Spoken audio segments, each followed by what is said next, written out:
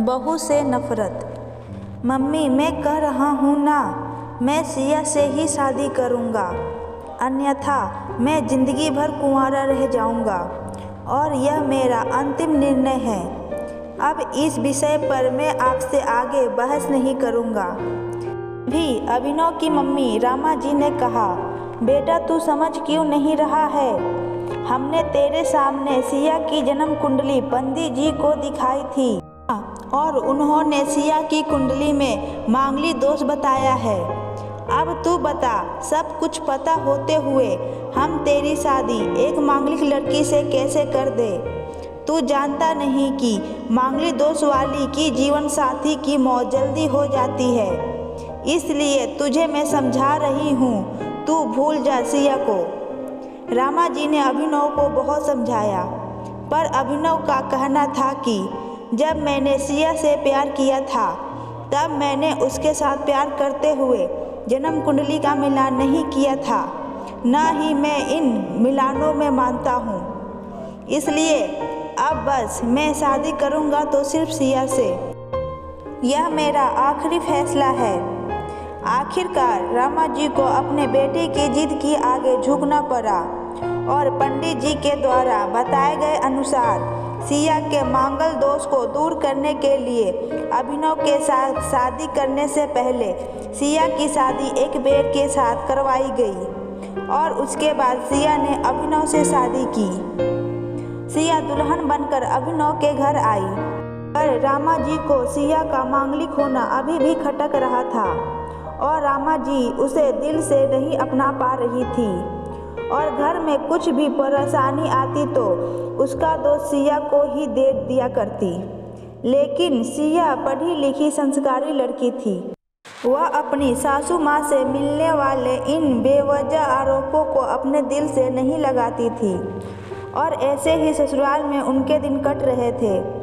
एक दिन अभिनव ऑफिस से जल्दी घर आ जाता है। तब रामा जी ने उससे पूछा, बेटा आज जल्दी कैसे आ गया? तब उसने बताया, माँ आज सुबह से ही सिर दर्द और बहुत कमजोरी आ रही है, इसलिए ऑफिस में काम करने की हिम्मत नहीं हुई। तब रामा जी ने कहा, चल बेटा जल्दी कर, हमें डॉक्टर के पास चलना चाहिए। तब अभिनव और रामा जी डॉक्टर के पास दिखाने गए। डॉक्टर को दिखाने के बाद मालूम पड़ा कि अभिनव को पीलिया हो गया है। दोनों जैसे ही घर लौटे, रामा जी ने घर को सिर पर उठा लिया और कहने लगी, जब से ये लड़की हमारे घर में आई है तब से हमारे घर में परेशानी और बीमारियां भी साथ लेकर आई है। इसका कदम ही अशुभ है। अब देखो, इसका मांगलिक दोष हमारे बेटे पर भी असर करने लगा है। कल को अगर मेरे बेटे को कुछ हो गया तो कौन जिम्मेवार होगा? तभी सिया ने कहा, मम्मी जी प्लीज, और कितना नीचा दिखाएंगी मुझे? आज तक मैं चुप रही हूँ क्योंकि पापा ने यही सिखाया था कि बड़ों के आगे ससुराल में जवाब मत देना, पर आज तो आपने हद ही कर दी। अगर मैं आज नहीं बोली तो जिंदगी भर खुद को माफ़ नहीं कर पाऊंगी। मम्मी जी, अगर आप पंडित जी पर भरोसा नहीं करती थी तो उनके कहे अनुसार आपने सारे मांगलिक दोष निवारण की विधि क्यों करवाई? क्यों पहले आपने मेरी पेट से शादी करवाई?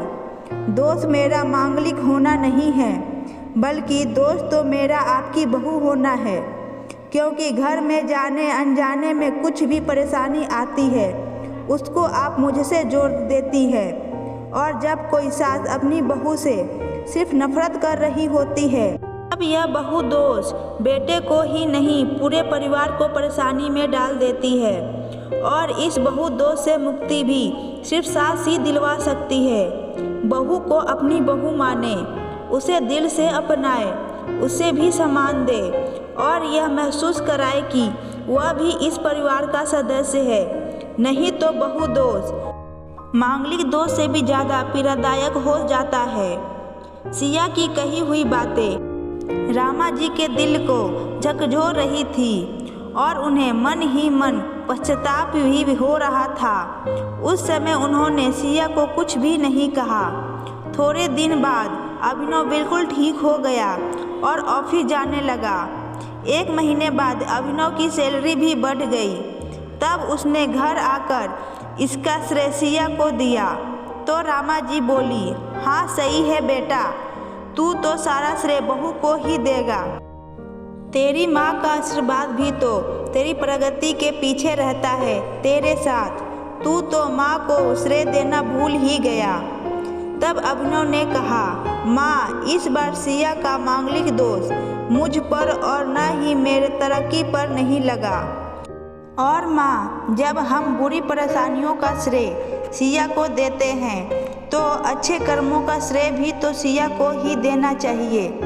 तो इसलिए आज का सारा श्रेय सिया को जाता है, अभिनव ने हंसते हुए कहा। तब सिया बोली, अभिनव तो क्या तुम भी मुझे ऐसा समझते हो? तब अभिनव ने कहा, नहीं सिया, बिल्कुल नहीं, बल्कि मैं तो माँ को यह समझाना चाहता हूँ कि सुख दुख हमारे जीवन का हिस्सा है और कभी जीवन में खुशियाँ आती है तो कभी गम आ जाते हैं। इसके लिए हमें परिवार के सदस्य या अपनी बहू को दोष देना उचित नहीं है।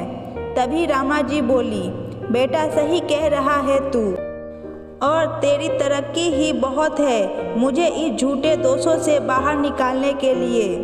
आज मैं यह कसम लेती हूँ कि आज के बाद मैं सिया को किसी भी बात का दोष नहीं दूंगी।